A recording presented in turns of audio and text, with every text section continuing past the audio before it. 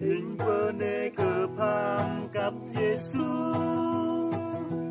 tu xoa bờ ngài roi lắm phe đà Bơnê Kơkuh đấng bỏ cây đây giống tơ tròn chỉ và bơ cài in sơ in cứ cả tai đằng và chờ ngâm rồi quê na bơ sơ ngon con triều ôm in hàm Pham Kăp xứ chờ ngâm in cọc nên thoi cơ bè con lòng cơ bè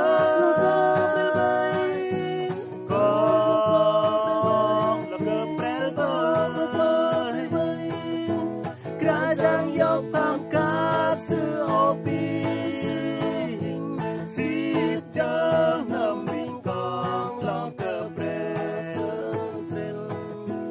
Giang Giêsu tôi lòng bơ lang tram xứ dal một chờ là chỉ chân đề sơ Giêsu chỉ chân ở sơ ngon thắm thọ lòng bờ làng xứ cư cả bình chư ba tu ani Pham Kăp và ba ngô linh rơ có góc mông con triều ô bình hàm Pham Kăp xứ chờ ngâm mình con đen thoi cơ bè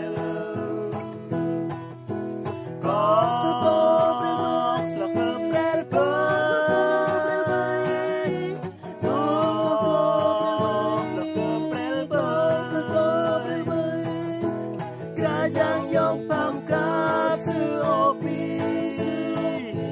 xịp chờ ngâm mình con lo cơ bè sơ in về tai đừng nằm bán nắm chưa thể đang bên tơ trong gió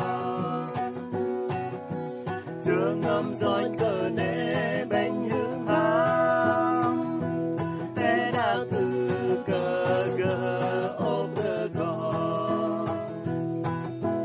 hình thăm chơn ở kerajaan bơ gà in một đã câu in năm Pham Kăp con triều ô bình hàm Pham Kăp xứ chờ ngâm mình con nhện thoi cơ bè con là cơ bè